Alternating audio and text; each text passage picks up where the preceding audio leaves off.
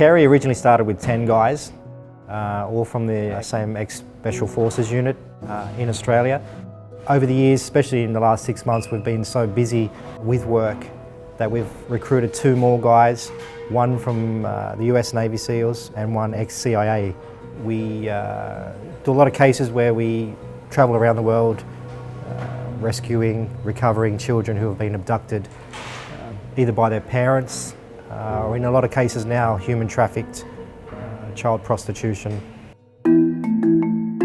Child abduction has been growing 60 to 70% per year worldwide. It's a massive, massive problem. Now, I think the biggest problem, from what we've seen, is there's not enough media, there's not enough exposure to the problem. A lot of governments don't emphasise it because they see it as a family problem. But there's hundreds and thousands of cases each year.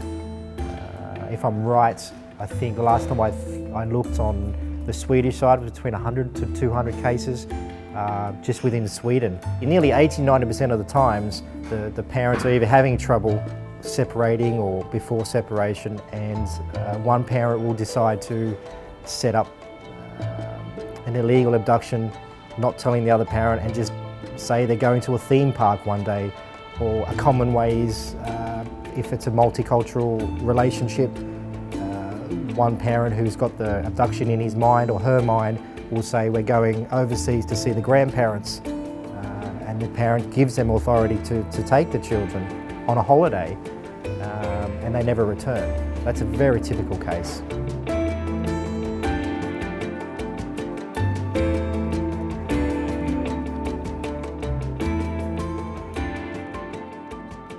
We've seen a lot of children who have been neglected.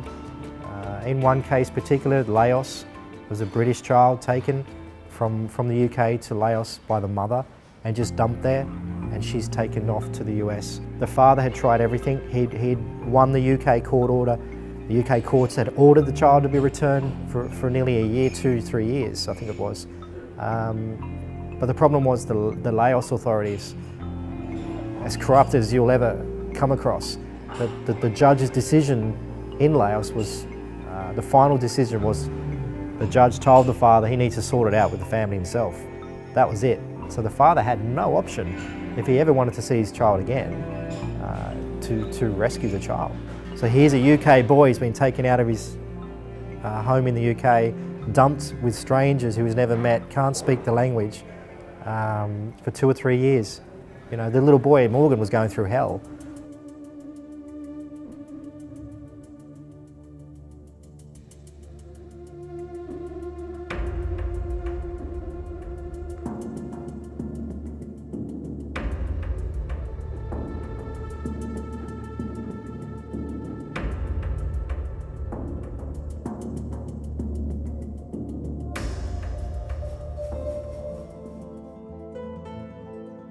Laos is a very, very poor country, and a lot of, unfortunately, like Burma and Myanmar, those sort of places around there, they'll sell their children for $20, $50.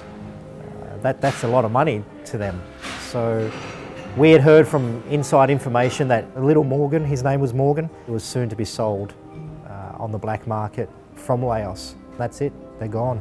Sold to another country, trafficked through illegally, and then they're pimped out for sex.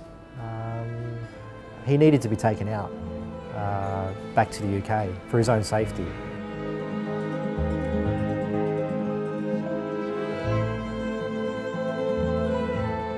We had been there as an undercover documentary crew to assess whether the child was in good health or not. And that was just a decoy to get in as close as we could to see if the boy was still alive, where he was staying, the conditions, and also to assess the area to see if it was possible to do a rescue.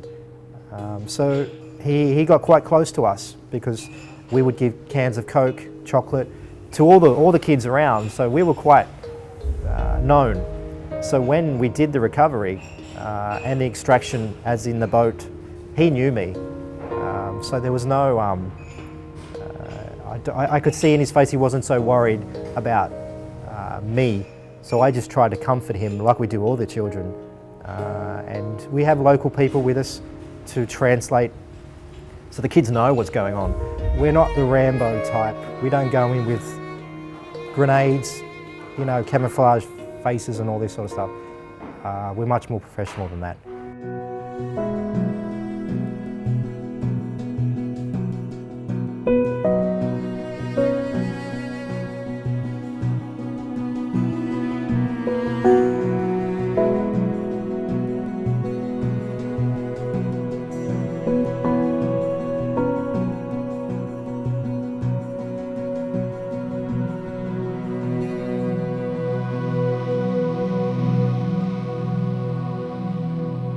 In this particular case, the father had done everything he could, and he had a lot of evidence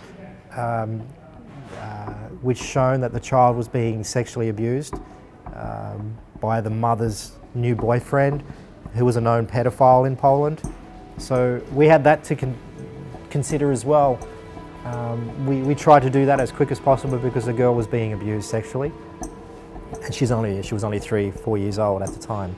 So the Polish courts had been looking for 2 years to find the child. They couldn't find her. So the father seen us on the internet. He contacted us. We looked into it. We checked all the documents. Yes, everything was legal. So we started work straight away. Once we had some information, we found the child in 10.5 hours. This just shows you how some local authorities say they help, but they don't do anything. So we done an operation to get her out. It took 12 days. We had to wait for her to come outside. She was living with the grandparents and the mother, and we recovered her safely back to Cyprus. Okay, here we go.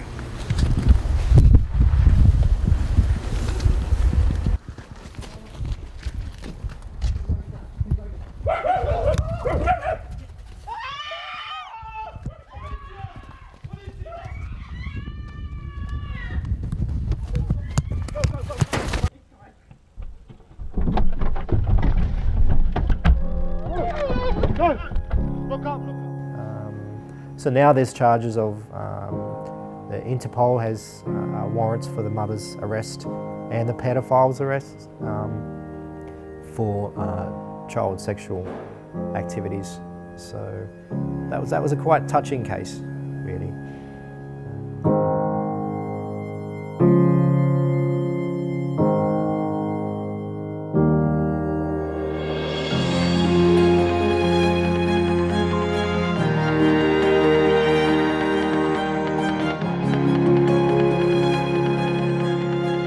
These abduction cases, the kids are being used as tools, and this is what people don't realise. There's so many kids out there that are being used, and they're in shocking situations. So it's all about the children. That's why we do this.